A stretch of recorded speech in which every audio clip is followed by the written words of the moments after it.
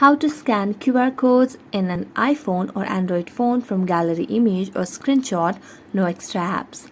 Hello everyone, welcome to this channel. I'm Emily and I'm here to help you out today. So without any delay, let's get started. Now to scan the QR codes in Android, what you have to do is simply swipe down from the notification bar, and then here on the different menu bars you can see the option of scanner. Over here you can see the scanner.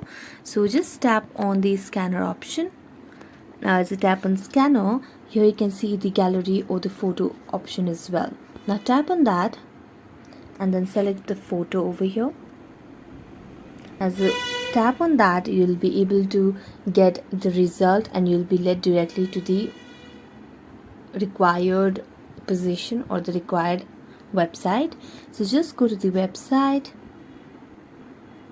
and there you go. So thank you so much for watching this video. If you enjoyed watching it, don't forget to like, subscribe and hit the bell notification. See you next time.